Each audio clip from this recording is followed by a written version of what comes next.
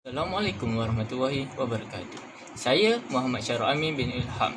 Hari ini saya akan menceritakan tentang sejarah perkembangan IPTA selepas kemerdekaan. Dewasa ini, percambahan ilmu dan pengetahuan berlaku dengan cepat dan pantas. Maka, kerajaan telah mengambil beberapa langkah dengan mewujudkan beberapa universiti dan bidang pengajian yang baru bagi menyediakan sumber tenaga pakar selari dengan perkembangan industri di negara ini. Universiti awam di Malaysia telah dikategorikan kepada 3 kumpulan, iaitu Universiti Penyelidikan, Universiti Komprehensif, Universiti Berfokus. Kategori-kategori ini mencerminkan bidang dan jurusan utama yang ditawarkan oleh universiti-universiti tersebut kepada para pelajarnya. Selain itu, pengiktirafan antarabangsa yang diterima oleh Uniti Sains Malaysia sebagai Universiti Apex merupakan satu pencapaian yang terbaik diterima oleh Universiti Awam di Malaysia.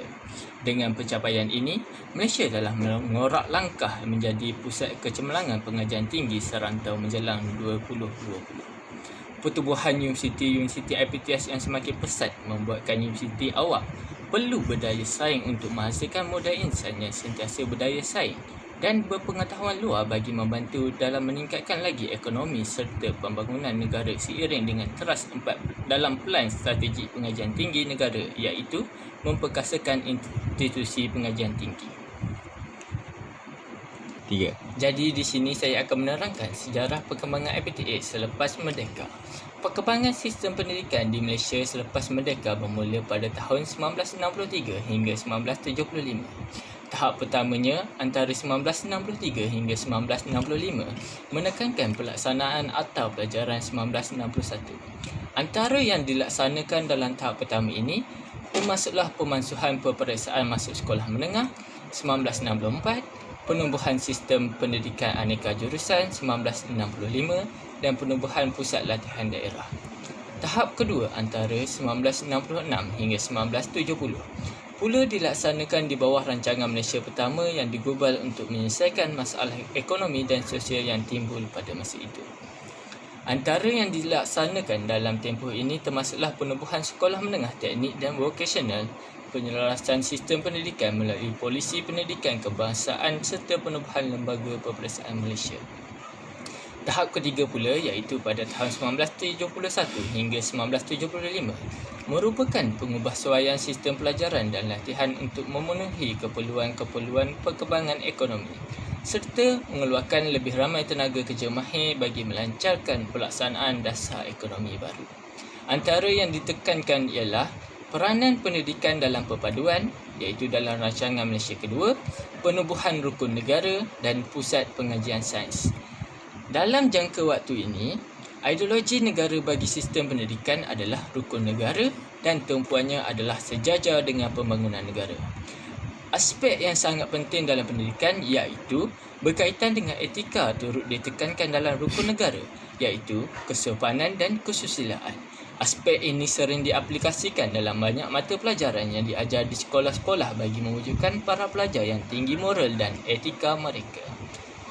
Jawatan Kuasa Kabinet mengkaji pelaksanaan dasar pelajaran yang ditubuhkan pada bulan September 1974 untuk mengkaji pelaksanaan sistem pelajaran kebangsaan bagi mengkaji semula matlamat berkesannya sistem pelajaran sekarang, termasuk kurikulumnya dalam rangka dasar pelajaran yang wujud dengan tujuan untuk memastikan bahawa keperluan tenaga rakyat negara dapat dipenuhi sama ada dari segi jangka pendek maupun jangka panjang. Dan lebih-lebih lagi untuk memastikan bahawa sistem pelajaran itu dapat memenuhi matlamat negara ke arah melahirkan masyarakat yang bersatu padu, berdisiplin dan terlatih.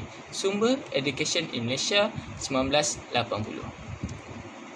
Mengikut laporan Kabinet pada tahun 1979, bagi peringkat sekolah rendah iaitu kurikulum, kemahiran adalah tertumpu kepada bidang komunikasi, alam sekitar, perkembangan diri yang menekankan aspek 3M dan perkembangan bakat, membantu murid yang lemah serta mengadakan program perayaan. Pengajaran, pemulihan diperbaiki lagi. Kurikulum baru sekolah rendah KBSR dan kurikulum baru sekolah menengah KBSM dicadangkan pada tahun 1983 dan 1989. Ia dilaksanakan di semua sekolah rendah dan menengah kebangsaan. KBSR dan KBSM mempunyai matlamat yang sama, iaitu mempentingkan pendidikan dan sebagai alat untuk perpaduan nasional. Dasar ekonomi baru DEB pada tahun 1990 telah ditamatkan dan digantikan dengan Dasar Perkembangan Negara DPN dari tahun 1991 hingga 2000, di mana Malaysia telah merangka pendidikan bertaraf dunia. Kementerian Pelajaran Malaysia telah memainkan peranan yang penting dalam membawa perubahan kepada sistem pendidikan negara.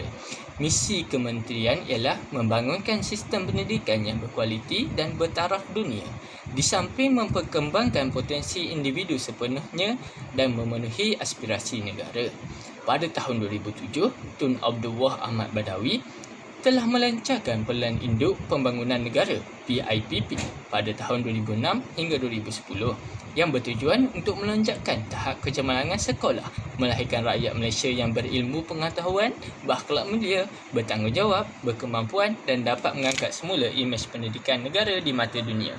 Diteliti, ternyata hasrat dalam kerajaan dalam PPIP membawa kepada perubahan kepada sistem persekolahan yang berperanan sebagai alat perpaduan. Selain itu, sekolah wawasan ditubuhkan untuk mewujudkan perpaduan dalam kalangan murid-murid yang berbagai bangsa dan latar belakang, memupuk integrasi antara pelajar, melahirkan generasi yang mempunyai sifat toleransi dan persefahaman yang tinggi dalam menggalakkan interaksi maksimal antara semua warga sekolah. Ia dapat dilakukan melalui perkongsian kemudahan sekolah dan pelaksanaan aktiviti-aktiviti lain di sekolah. Melalui cara ini, ia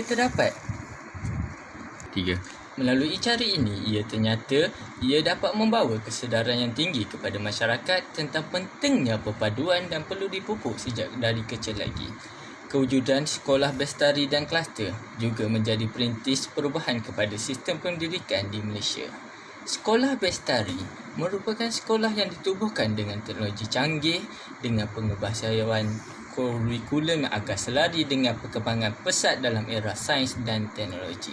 Secara khususnya, objektif sekolah ini ialah melatih pelajar-pelajar supaya cerdas dan pandai menggunakan teknologi terkini dalam aktiviti pembelajaran. Mengikut perancangan kerajaan, sekolah bestari akan dilaksanakan di seluruh negara pada tahun 2010. Namun begitu, hasrat melihat kejayaan pelaksanaannya di seluruh negara masih tidak kesampaian. Sama seperti sekolah kluster dan sekolah wawasan, ia hanya berjaya dilaksanakan di beberapa kawasan tertentu sahaja. Sekian daripada saya. Terima kasih dan Assalamualaikum.